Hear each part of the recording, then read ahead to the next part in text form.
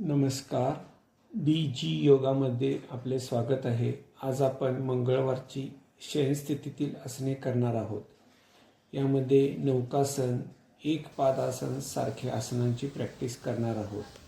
यामागील व्हिडिओत आपण मंगळवारची बैठक स्थितीतील आसनांची प्रॅक्टिस केली. आता पाठीवर झोपून शयनस्थितीतील आसने करणार आहोत.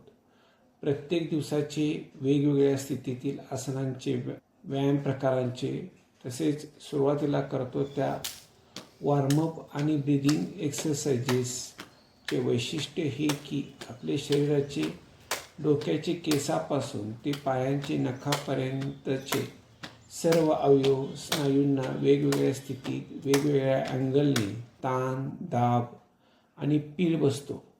त्याने शरीराची लवचिकता वाढते. आपली श्वसन, रक्ताभिसरण, पचन संस्थांची कार्यक्षमता सुधारते.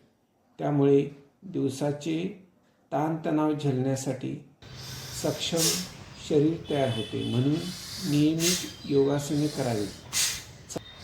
चला आता आपण ही शयनस्थितीतील आसने करूया. शयनस्थिती. पाय हात जुळलेले राहू देत. सुरुवातीला नौकासन करायचं आहे. त्यासाठी श्वास सोडत वरती येऊया. कमरेच्या माकड हाडावरती यायचं आहे.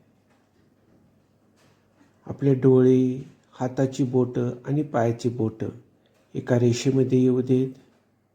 श्वास चालू राहू दे. स्थिर राहायचं आहे. आता आसन सोडूया. आता आपल्याला या आसनाची आवर्तने करायची आहेत.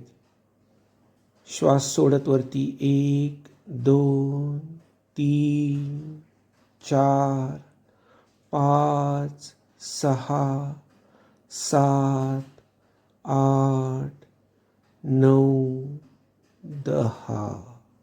विश्रांती.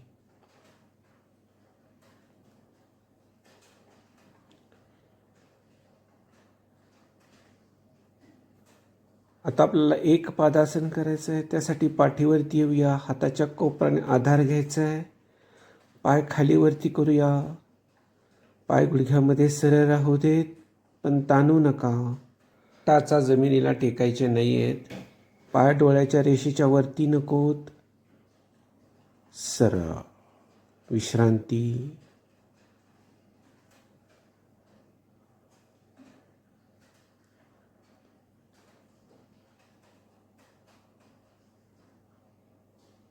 आता आपल्याला सेतुबंद करायचं आहे. त्यासाठी कमरेखाली आधार घ्या. कंबर वरती घ्यायचे. हनवटी गळ्याच्या खोबणीमध्ये जाऊ दे. श्वास चालू राहू दे. स्थिर राहूया. सेतुबंद. सरळ. आता आपल्याला सेतुबंदची आवर्तने करायचे आहेत. श्वास भरत वरती, श्वास सोडत खाली.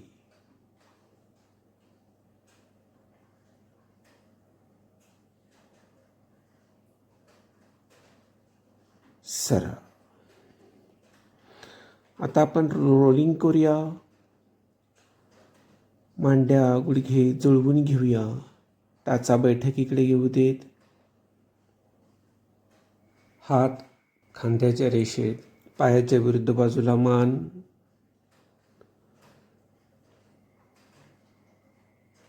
पाय बाजूला जाताना पोट ढिले सोडा.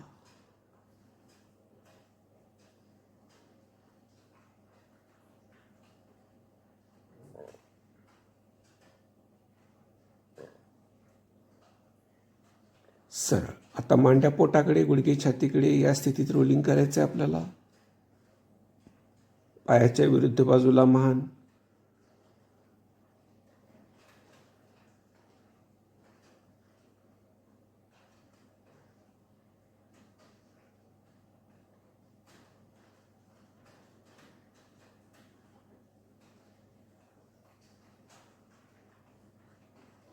सरळ.